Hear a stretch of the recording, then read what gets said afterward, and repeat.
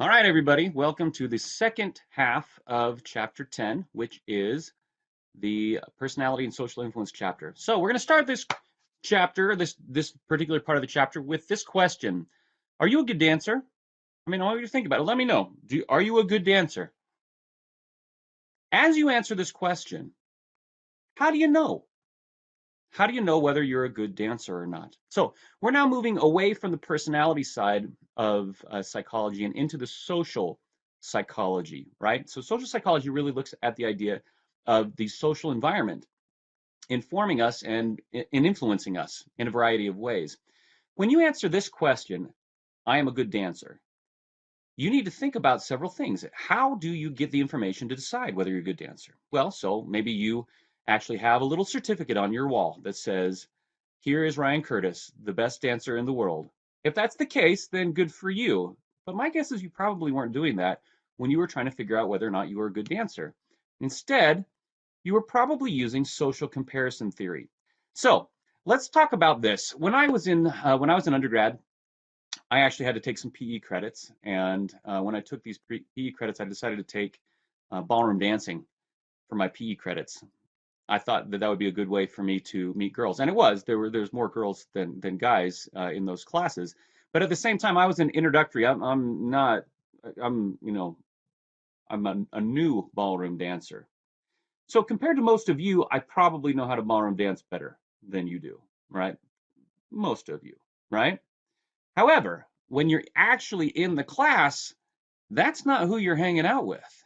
Instead, you're hanging out with the people who look like this, who've been doing this dance for a long time and they got it all under control, right? They're looking really good. When I compare myself to these ballroom dancers, I'm not a very good dancer. However, when I compare myself to these dancers, I'm a very good dancer. So, what happened? Did my ability to dance actually change? And the answer is no, it doesn't. Social comparison theory is a way that we answer the question, am I good at, or how good am I, or tell me about myself, right? So what we're trying to do as humans, we often are trying to figure out, hey, I want to know about me. I want to know if I am good, if I am bad, if I am whatever, fill in the blank.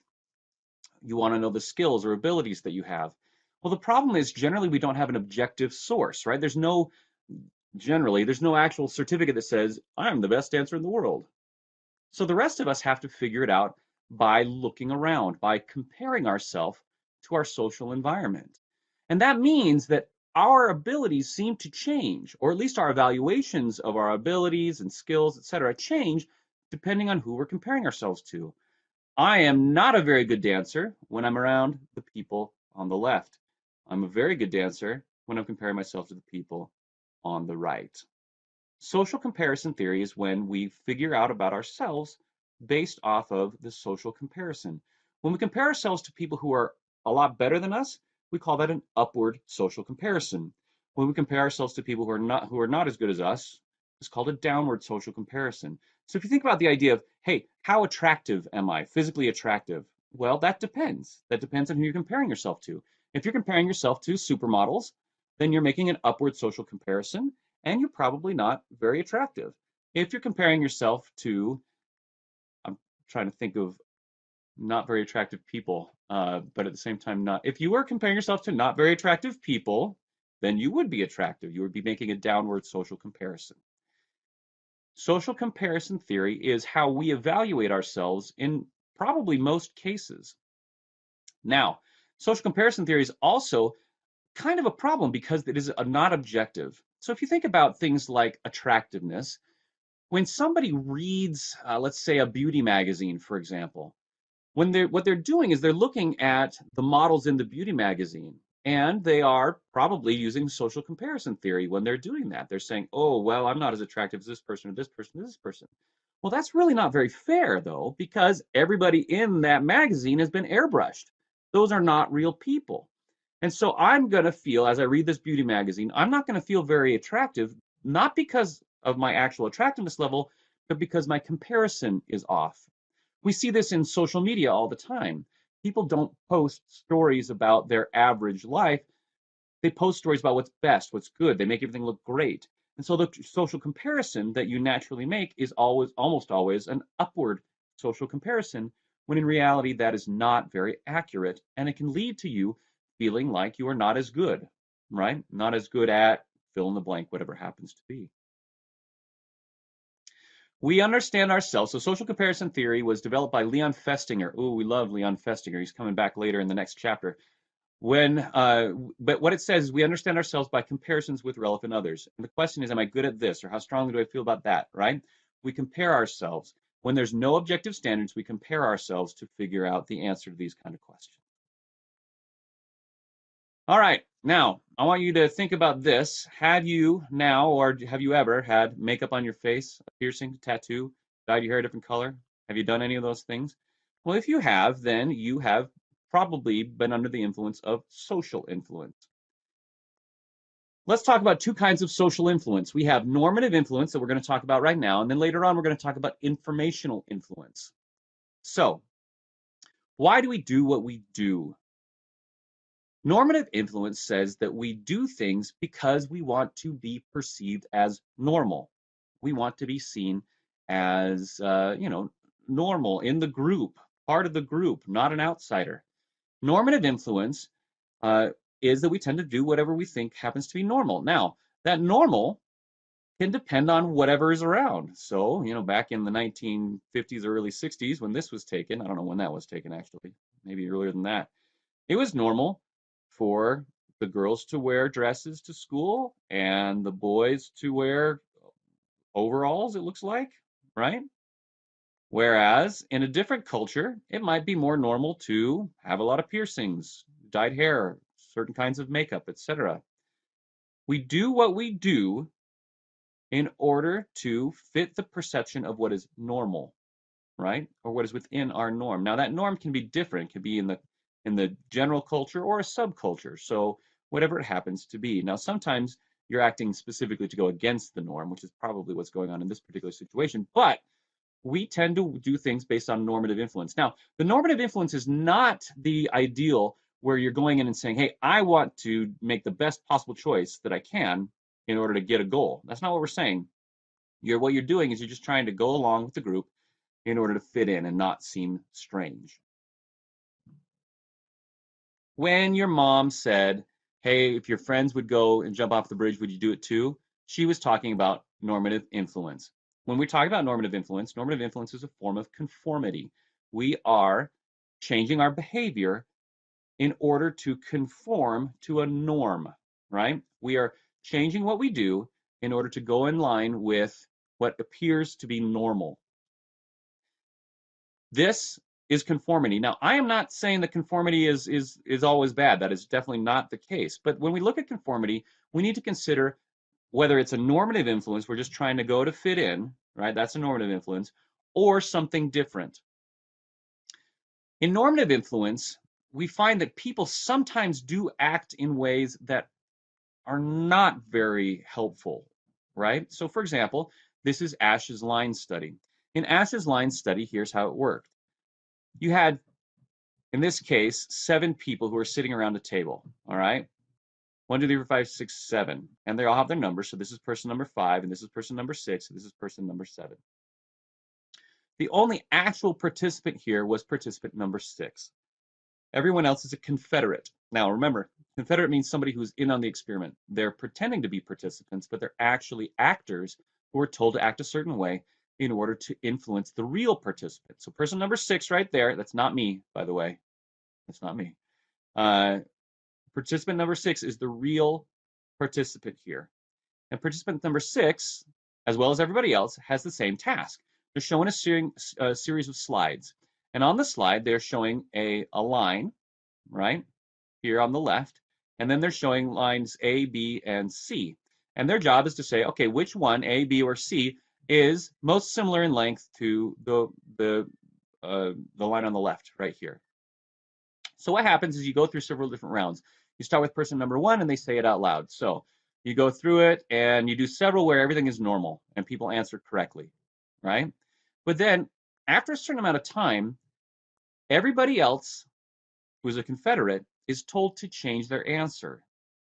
And pretty soon, person one, instead of saying C, which is clearly the correct answer, would say, oh, A. Person two says A. Person three says A. Person four says A. Person five says A.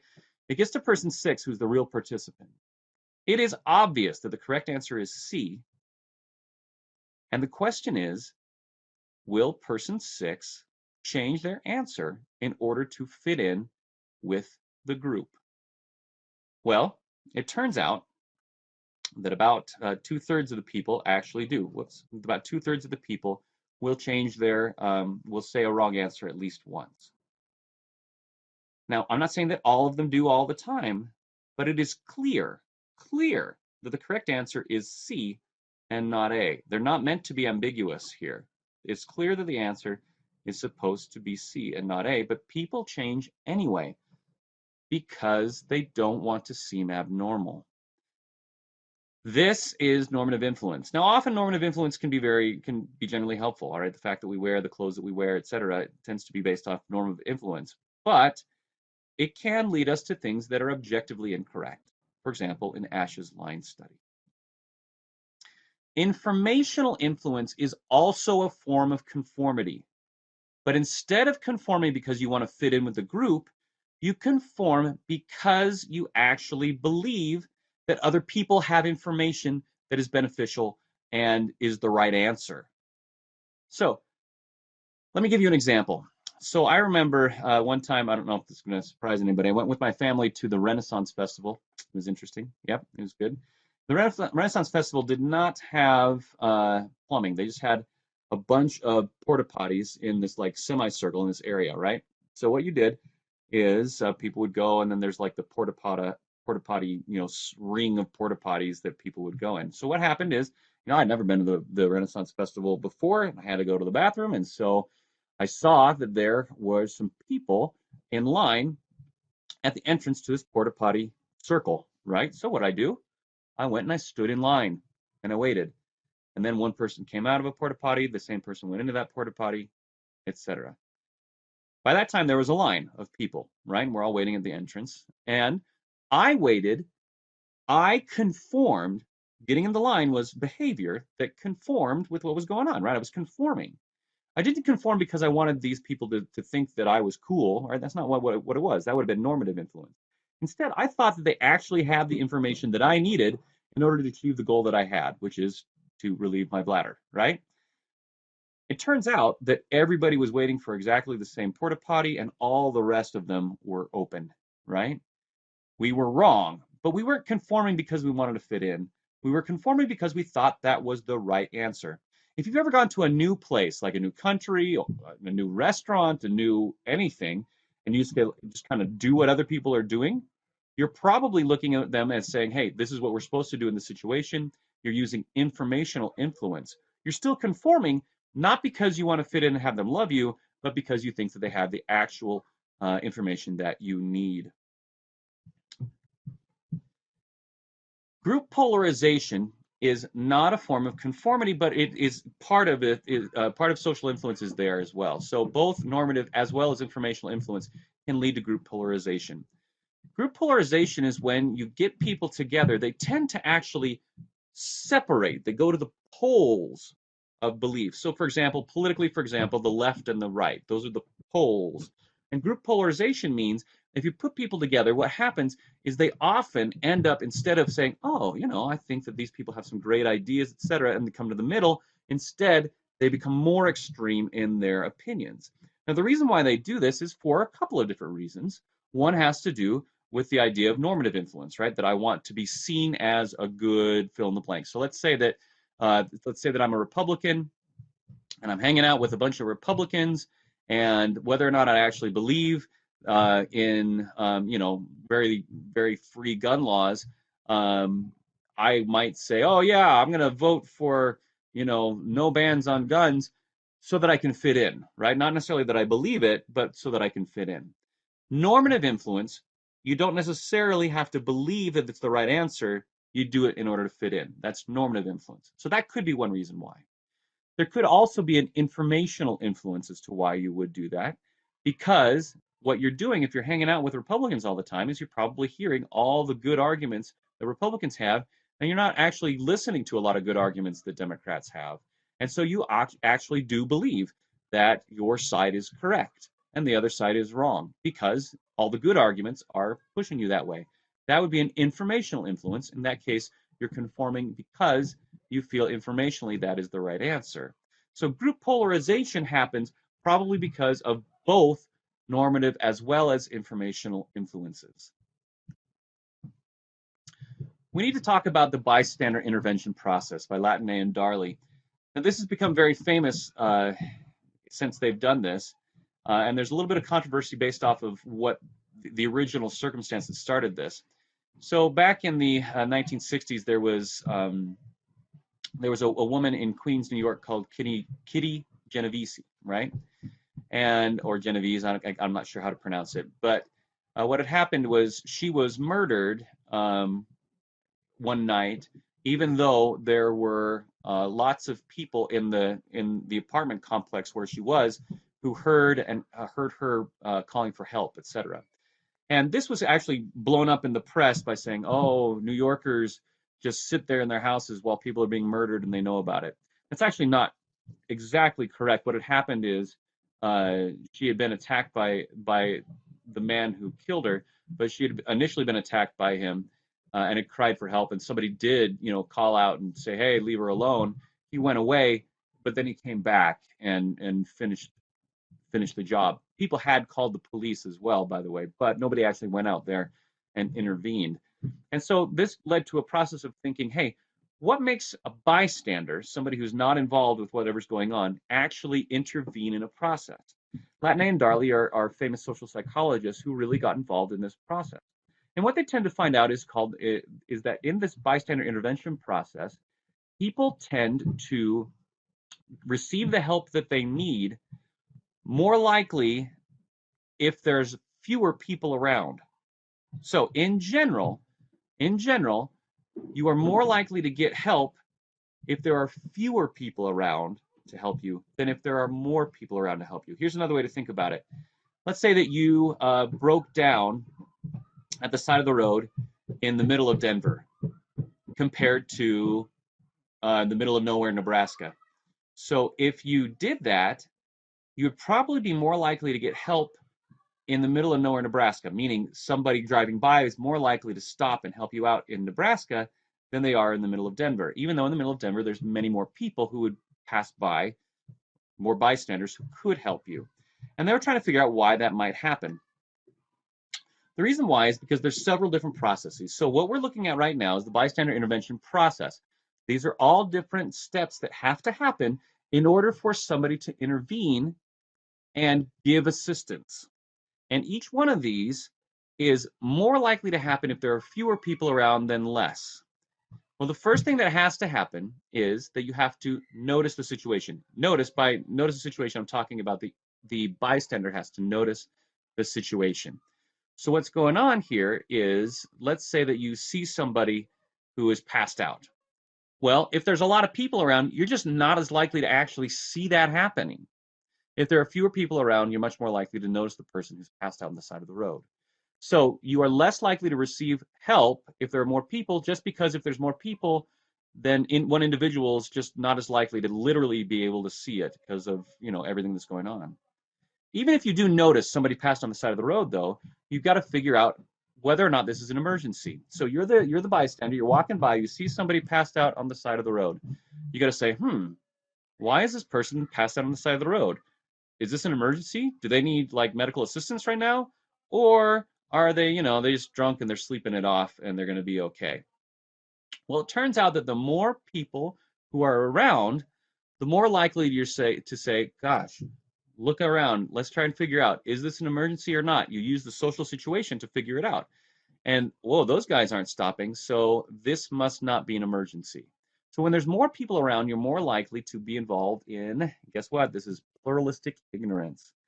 I think that this is an emergency, but I think I'm different from everybody else, so I'm not going to do anything. Where in reality, lots of people might be thinking the same thing.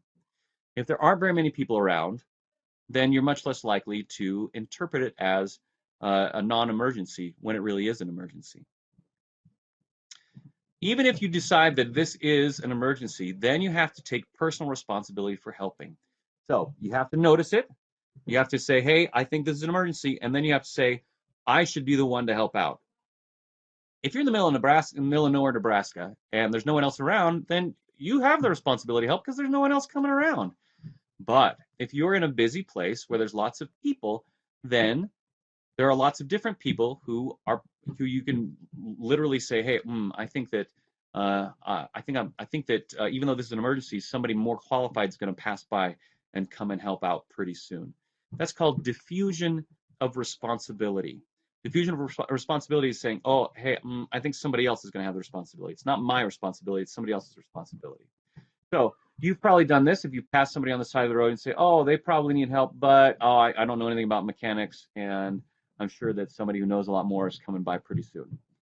That's a diffusion of responsibility. You have not taken personal responsibility to help, even though you know it's an emergency. Then, even when you take personal responsibility, you have to believe that you individually are capable of providing the help that is needed, right? So I have a responsibility for helping, and I think that I can help, right? If there are more people around, then you're much more likely to say, hey, somebody else who's much more capable is much more likely to show up and take care of this problem. The final is that you actually have to decide to actually help, and whenever there's more people around, that's just less likely to happen because you're assuming that everybody else is going to do it. So when you look at these, I want you to think about what might go wrong at each step, and specifically, what might you do to increase the odds of getting help? Now, in these two steps, these are the crucial ones where when there's more people around that you should really be thinking about. So, that's not the one I want. So, number one, pluralistic ignorance is more likely if there's more people around. That's what would cause you to not interpret a situation as an emergency. Diffusion of responsibility is more likely when there are more people around. So that would make it less likely for you to take personal responsibility for helping. So what you do, by the way, is if you particularly need help and you're in a crowd or at any time, what you should do is make it very clear, is say, this is an emergency. So let's say that you are the one who is on the side of the road, and hopefully you can talk at this point, and you say, this is an emergency. And then you individually point at a specific person and you say, you in the glasses and the green sweater, I need your help. Go call the police, call 911, right? So if you individually say, this is an emergency, will you help me? You're much more likely to get help. It's not that people don't want to help when there's lots of people around. It's that they tend to not interpret it as all of these things happen. But specifically, they don't interpret it as a situation that needs help, and they may say, oh, other people could help. If you take those away, then you're much more likely to get the help you need. Okay, that's all we have then for this chapter. Good luck.